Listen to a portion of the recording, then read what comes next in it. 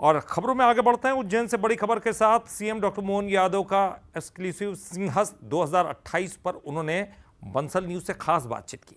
सिंहस्थ में रोज 5 करोड़ श्रद्धालु के स्नान का अनुमान लगाया जा रहा है, तो 29 किलोमीटर लंबे घाट तैयार किए जा रहे हैं। उज्जैन को उन्होंने सप्त सागर की नगरी बताया। शहर के वैभव को और भी भव्य बनाने की तैयारी की जा रही है। नमामि गंगे प्रोजेक्ट के तहत शिप्रा पर काम लगातार जारी है। इधर श्रद्धालु शिप्रा के स्वच्छ जल में स्नान करेंगे, यह भी कहा है मुख्यमंत्री ने। पीएम मोदी की नीतियों से भारत चौथी बड़ी अर्थव्यवस्था बनी है। चलिए खास क्या कुछ बंसल न्यूज के साथ उन्होंने बातचीत की, सुनते हैं। इस बार का कुंभ सिंहस्थ बहुत अलग होगा। आज भी 25,000 करोड़ से ज्यादा की सौगातें उज्जैन को मिली है। मोहन जी, लगातार मध्य प्रदेश की बात तो आप करते रहे, लेकिन महाकुंभ तो हम सबका है, सिंहस्थ हम सबका है। और मैं आज देख रहा था उज्जैन में घूमते हुए, तो सब कुछ बदल रहा है। ऐसा लग रहा है कि खुद महाकाल ने आपको निमित्त बना दिया। देखिए, ये परमात्मा की कृपा, महाकाल की इच्छा है, भगवान का नगरी है। ऐसे में ये विश्व की सबसे बड़ी एक तरह से गतिविधियों का हमारा महाकुंभ है, जिसको सिंहस्थ कहते हैं। ऐसे में सनातन संस्कृति के वैश्विक स्तर पर आने वाले सभी श्रद्धालुओं की व्यवस्था जुटाना भारत सरकार के माध्यम से हमारी सरकार उस दिशा में आगे बढ़ रही है। और ये जो 7 पवित्र नगरियों में से उज्जैनी एक नगरी है, जहाँ इतना बड़ा भव्य दिव्य आयोजन होता है। मध्य प्रदेश में तो अकेली नगरी है। हमारा प्रयास है कि हमारी सरकार की दैनंदिन कार्रवाई के साथ साथ इसमें वो सब जुटाएं जिसके आधार पर हमारा वो मेला भी संपन्न हो। और अब केवल उस दिन नहीं, 2022 के बाद यशस्वी प्रधानमंत्री ने जैसे ही महाकाल के महालोक का लोकार्पण किया है, अब यहाँ विश्व में सबसे अच्छी संख्या में धार्मिक पर्यटन की दृष्टि से गतिविधि बढ़ गई है। पूरे देश के सभी देवस्थान से सबसे ज्यादा संख्या में उज्जैन लोग आ रहे हैं। तो ऐसे में सिंहस्थ में भी और बाकी दिनों में भी सभी प्रकार की गतिविधियों को सुचारू संचालन करने के लिए, सबको विकास के साथ जोड़ने के लिए सारे प्रबंधन हम कर रहे हैं, जिसके परिलक्षण या उनकी गतिविधि आपको दिखाई देगी। समय के साथ स्वाभाविक है कि लोगों की संख्या भी बढ़ेगी, और ऐसा कहा जा रहा है कि इस बार संख्या सबसे ज्यादा होगी। और उसी तरह की तैयारियां, 29 किलोमीटर के आपने घाट बना दिए। मैं घाटों को देख रहा था, इसके पीछे क्या कल्पना? ये कल्पना नहीं, लोग स्नान की इच्छा रखते हैं, और शिप्रा जी में स्नान तो हमारे कई जन्मों के पुण्यों के बलबूते को होता है। तो ऐसे में सहजता से स्नान हो जाए, सब प्रकार की ट्रैफिक में सुविधा ऐसे मार्ग बन जाए, रुकने के प्रबंधन हो जाए, देवस्थान की सरलता से दर्शन हो जाए, व्यापार व्यवसाय विज्ञान, ये तो नगरी सब प्रकार की गतिविधि वाली है। तो हर प्रकार की गतिविधियों के लिए अवसर मिले, ऐसा हमारा प्रयास है। क्या विकास के कारण ही लोग यहाँ रुक कर रहे हैं? मैं देख रहा हूँ तमाम तरह की फैक्ट्रियां, तमाम तरह की चीजें, मेडिकल पार्क आपने बना दिया, इसीलिए लोग यहाँ। देखिए, जिसमें ये नगरियां वो नगरियां हैं जिनके अंदर वो सब समाया था, जो भौतिक जगत का भी है, आध्यात्मिक जगत का भी है। इसलिए व्यापार व्यवसाय, साइंस, आधुनिक साइंस, प्राचीन विज्ञान, प्राचीन ज्ञान, आध्यात्म, धर्म और कई प्रकार की ऐसी घोषित अघोषित गतिविधियां लोग ध्यान साधना के लिए भी आते हैं। तो सबके लिए सब अवसर मिल जाए, हमारा प्रबंधन करने का काम, इस पर हम काम कर रहे हैं। नमामि गंगे के माध्यम से उज्जैन को भी बहुत कुछ मिलने जा रहा है। अभी हाल ही में केंद्र का बजट भी आया। और शिप्रा की जो बात कर रहे थे आपकी, इस बार शिप्रा कल बहती नजर आएगी।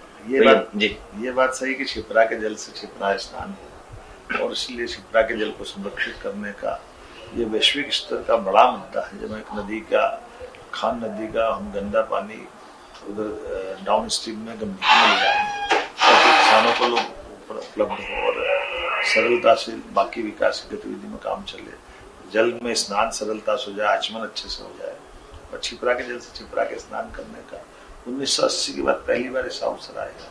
पहले गंभीर से, बाद में नर्मदा से ही स्नान होते रहे। मुझे गर्व है कि 2028 में लोग छिपरा के जल से स्नान करेंगे, और एक समय में 24 घंटे में 5 करोड़ लोग स्नान कर पाएंगे।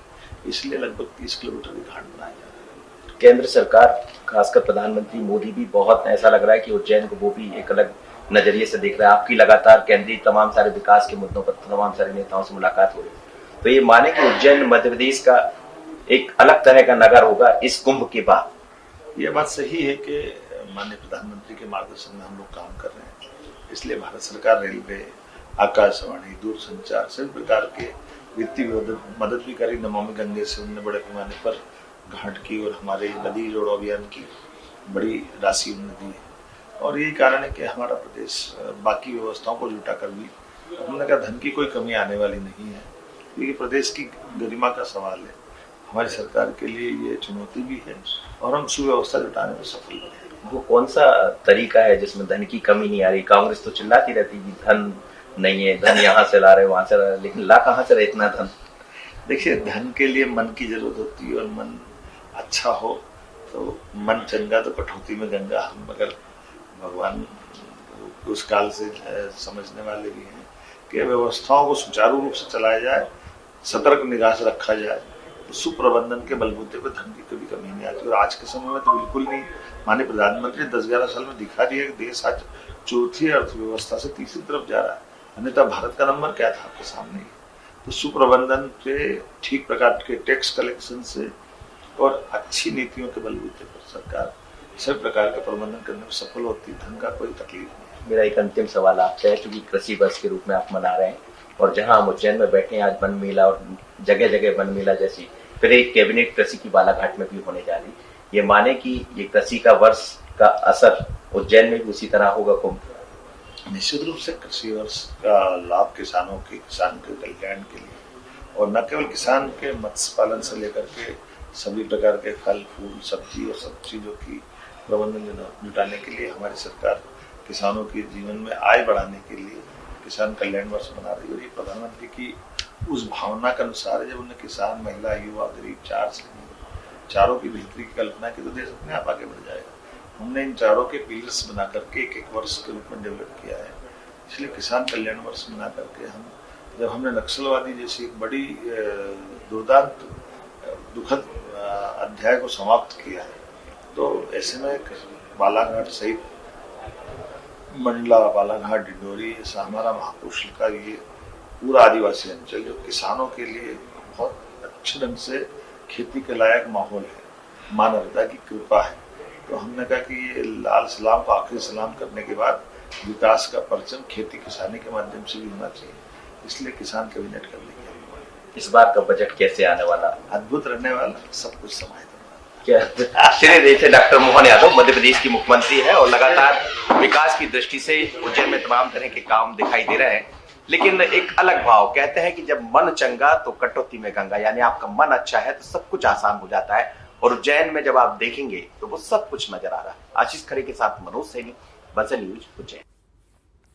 तो सिंहस्थ 2028 को लेकर तैयारियां तमाम पूरी हो रही हैं और खुद मुख्यमंत्री ने भी ये कहा है कि इसे भव्य और दिव्य रूप दिया जाएगा, इसको आकार दिया जाएगा और शहर का जो वैभव है वो बरकरार रखा जाएगा। खास बातचीत, एक्सक्लूसिव बातचीत बंसल न्यूज़ के साथ मुख्यमंत्री की आप सुन रहे थे। बहरहाल 5 का पंच में